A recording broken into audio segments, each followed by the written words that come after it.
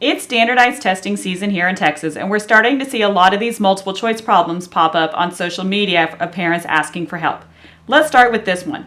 Lyle wrote a 9-page report. Each square of the model represents 1 page of Lyle's report. Lyle wrote 2/3 of the report on Friday. He wrote the rest of the report on Saturday. How many pages did Lyle write on Saturday?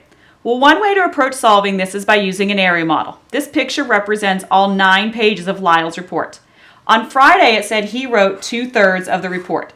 So let's start horizontally splitting his entire paper into 3 sections.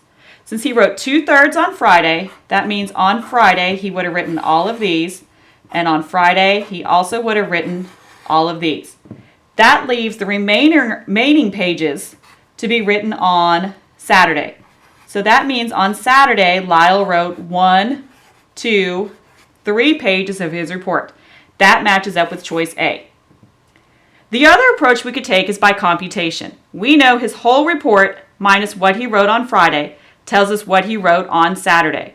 Well, if we're working with thirds, his whole report would represent 3/3 because 3/3 is equivalent to 1.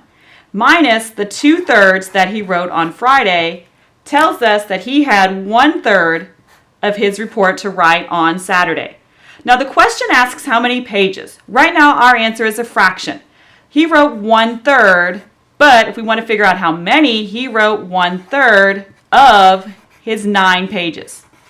Of is a key word for multiplication. So that's what we have here, a multiplication problem. 1/3 times 9. To multiply a fraction by a whole number, I can make 9 into a fraction by turning it into 9/1. 1 times 9 is 9. 3 times 1 is 3. That gives us 9/3. And that, again, simplifies to 3 pages and matches up with choice A.